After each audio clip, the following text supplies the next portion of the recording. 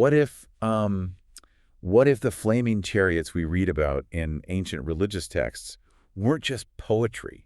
Right. Like, what if they were literal physical descriptions of advanced technology written by people who just, they simply lack the vocabulary for aerospace engineering? Yeah, that is the big question. Exactly.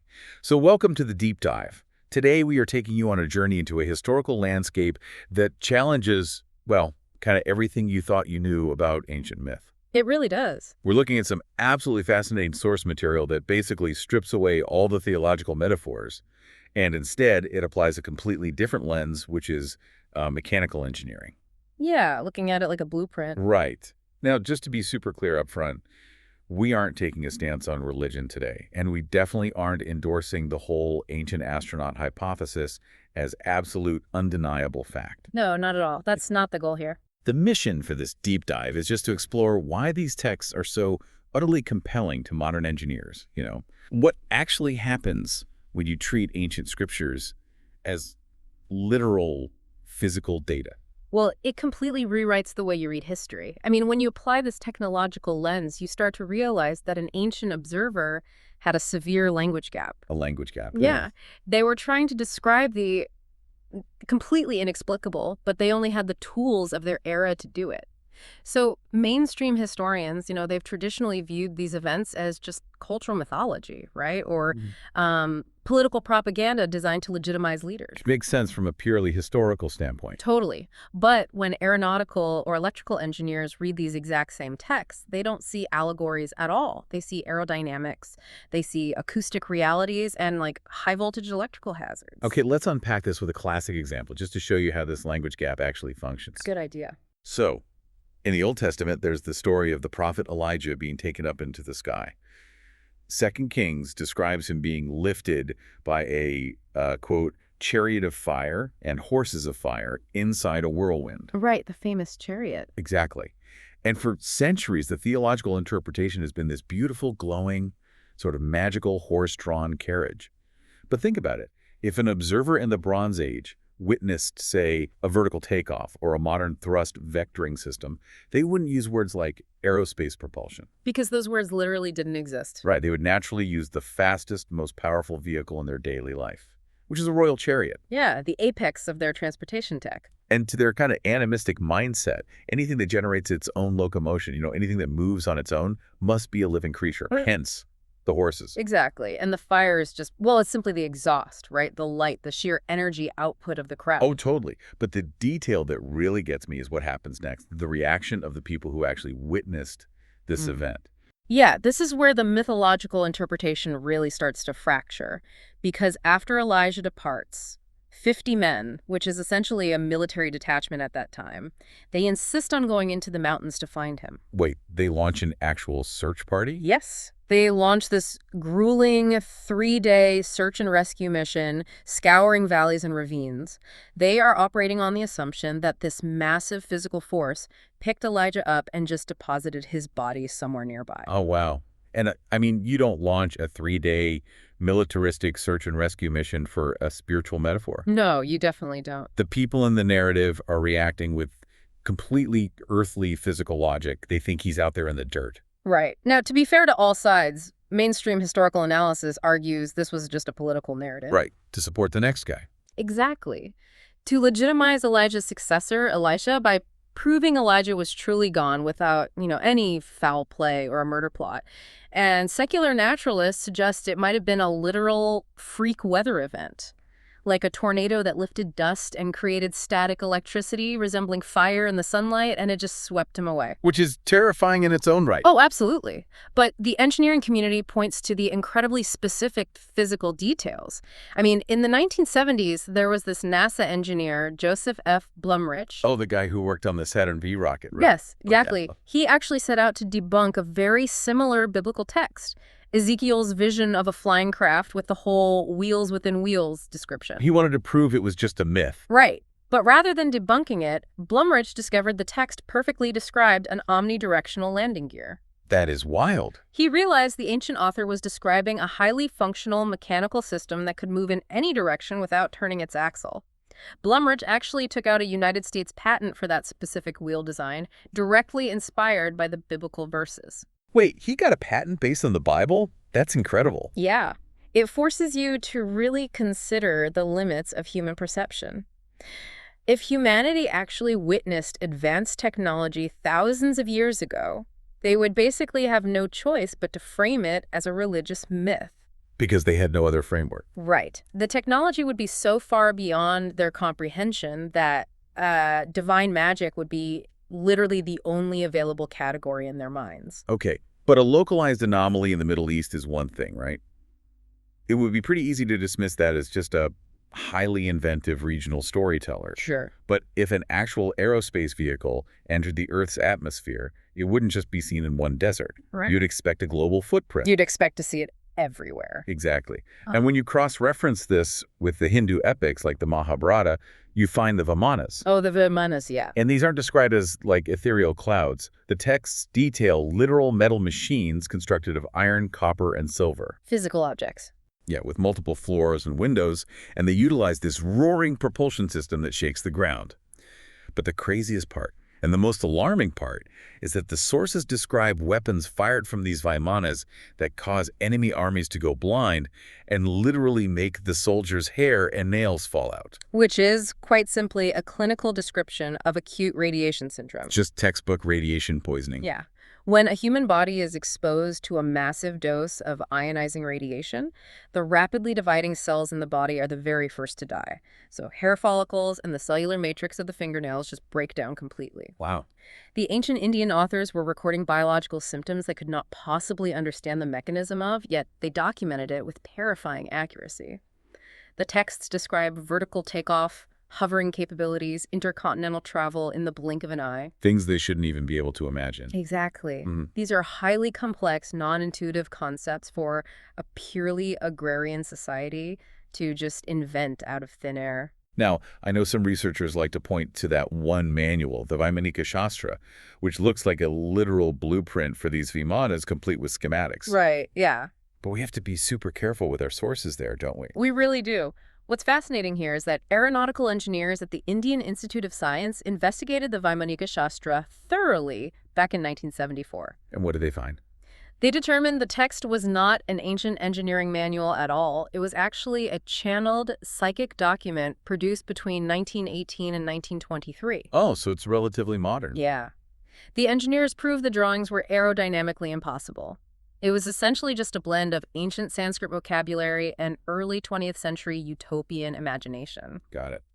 However, and this is key, the original epic poems themselves, the ones describing the radiation sickness and the roaring propulsion, those remain thousands of years old. Okay, so the core texts are still ancient. You know, to understand how humans of that era would process a genuine encounter with an advanced craft, we can actually look at a modern psychological equivalent.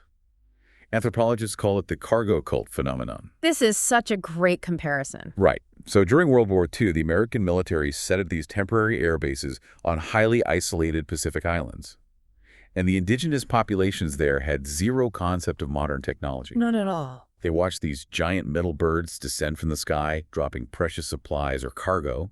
But when the war ended and the military abandoned the islanders built life-size replica airplanes out of straw and palm fronds. They literally built straw airplanes. Yeah, they carved wooden headsets to wear, and they performed pseudo-military marching drills because they believed these rituals would summon the gods back to drop more cargo. It's incredible. It is a documented historical template showing exactly how a pre-industrial society translates a technological encounter into religious worship. Which brings up a really massive question. Yet if humanity saw these crafts, turned them into gods, and built replicas to summon them, did the operators of these crafts leave behind an actual intended line of communication? And this leads perfectly into a radical rereading of the Ark of the Covenant. Okay, let's get into the Ark.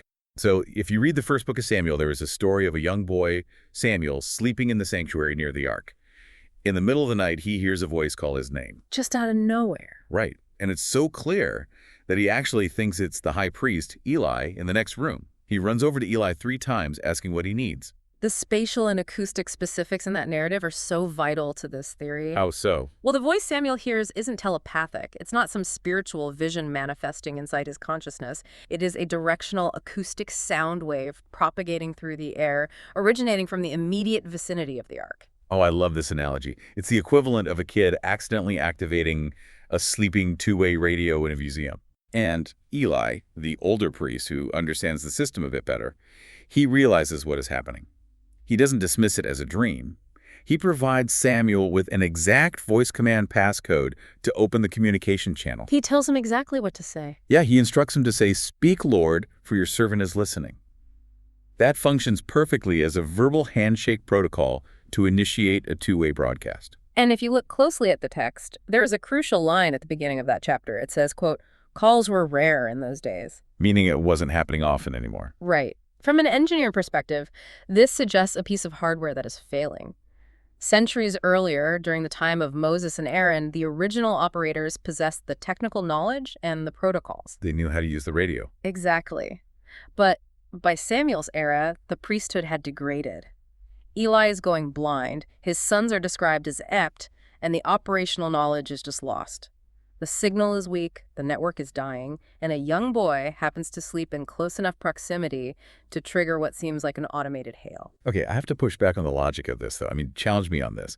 A civilization advanced enough to manipulate gravitational fields or cross-star systems, they shouldn't need a gold-plated walkie-talkie.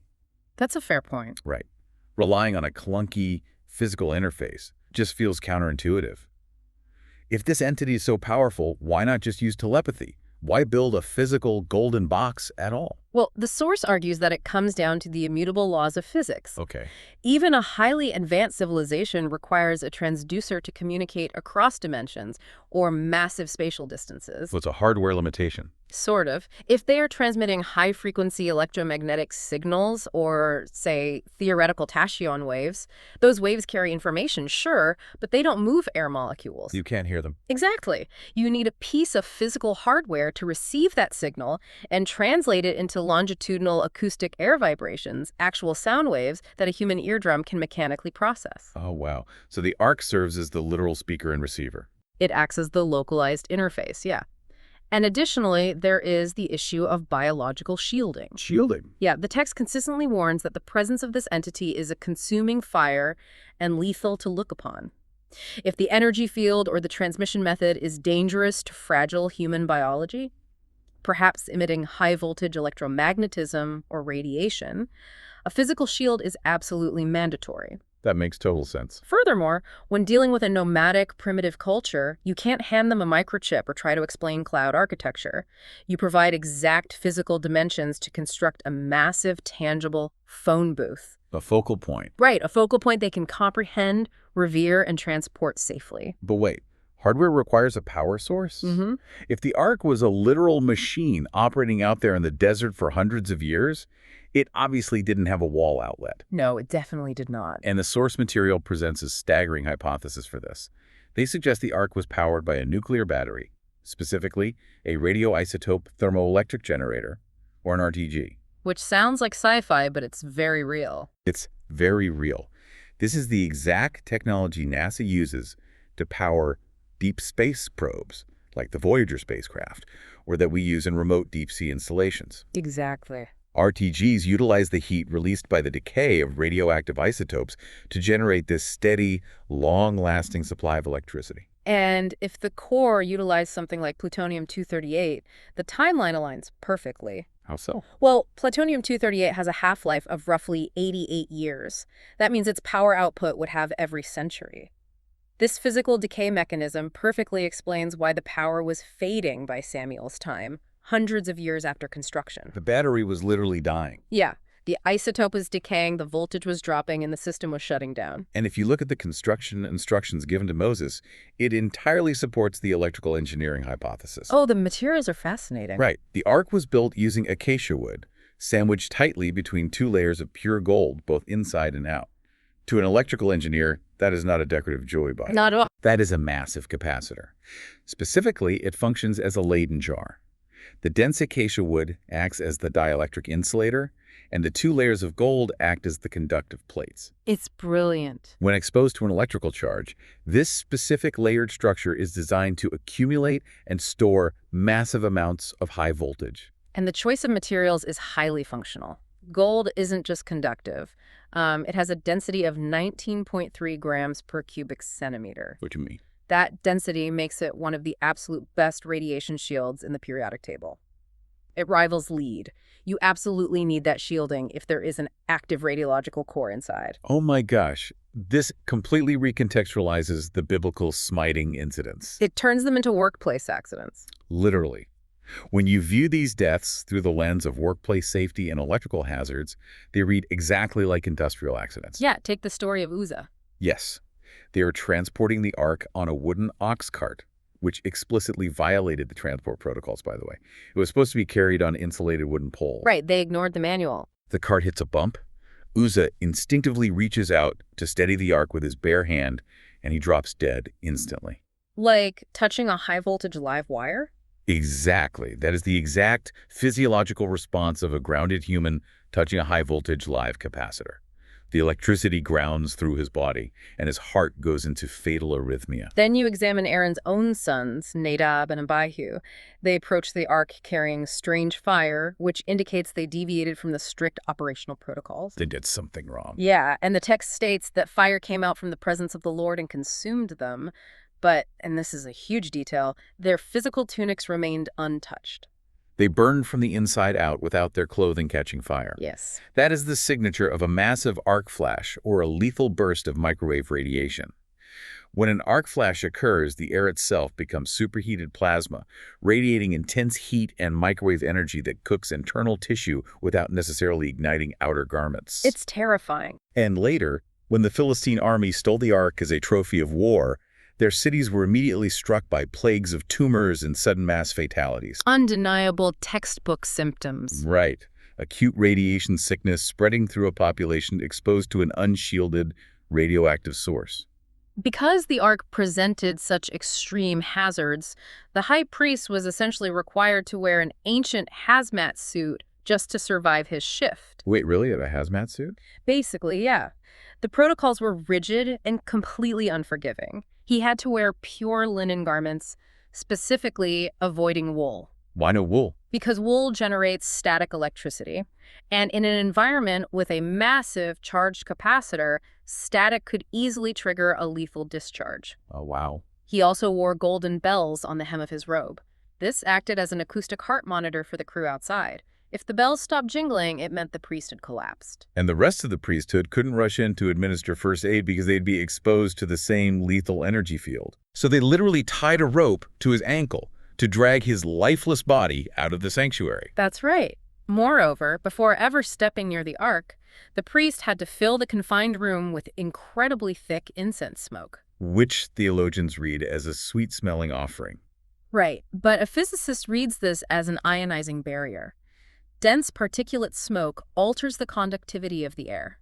It safely dissipates static charge and prevents a lethal electrical arc from jumping from the gold capacitor directly to the priest's body. Okay, we also have to talk about the high priest's user interface. The breastplate. Yeah. He wore a garment called the breastplate of judgment, containing the Urim and Thummim. This was a pouch worn on the chest housing 12 precious stones. Jewish tradition holds that when the priest asked a question, these specific stones would light up, flash, or go dark in sequences to spell out answers. Which researchers note functions exactly as a visual data display. Like an early screen. Yeah.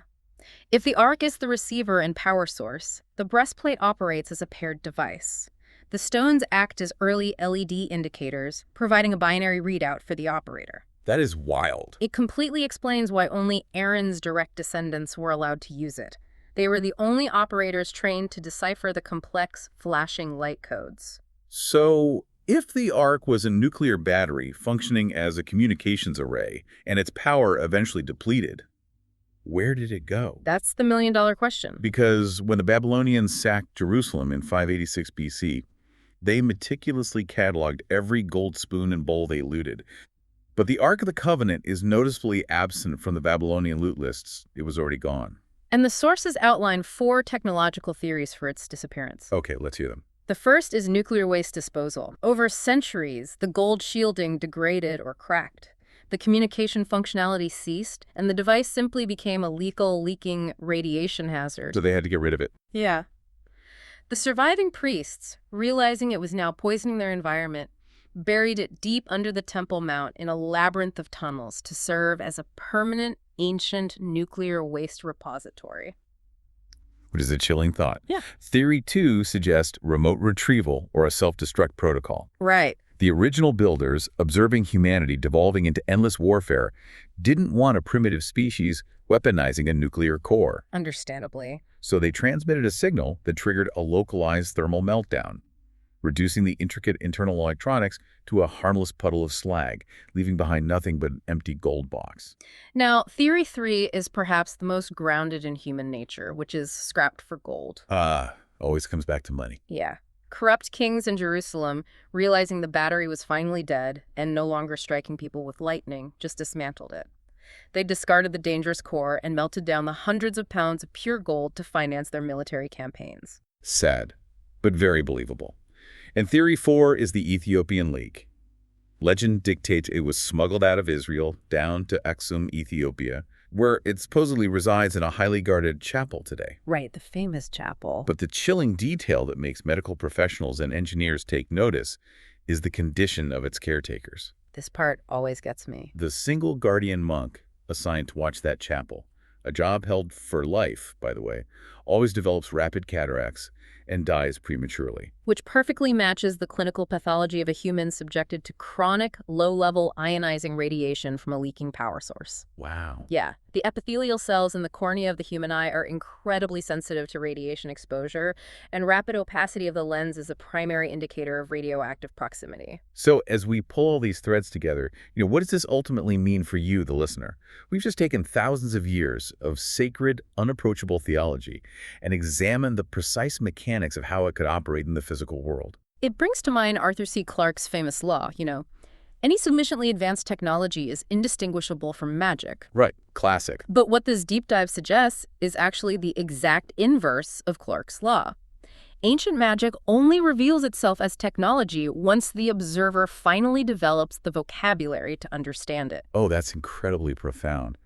100 years ago, a brilliant scientist looking at the exact same text about the Ark of the Covenant would only see a magical box. Exactly, because 100 years ago, we hadn't split the atom. Right. We hadn't invented radioisotope thermoelectric generators or LED screens or two-way radios. We didn't have the medical knowledge to diagnose radiation sickness. We literally couldn't see the technology hidden in the text because the concepts did not exist in our own minds yet. We had to invent the technology ourselves before we could recognize it looking back at us from the past. We had to catch up to the ancient text to understand what it was telling us all along. That is just phenomenal. Yeah. Well, thank you for joining us on this deep dive. Before you go, we want to leave you with a final lingering thought to chew on. Yeah. If we are only just now decoding the magic of 3,000 years ago because we finally have the smartphones and nuclear reactors to provide the vocabulary, what unexplained phenomena, what magic happening in our world right now today is actually just physics that we simply don't have the vocabulary to understand yet.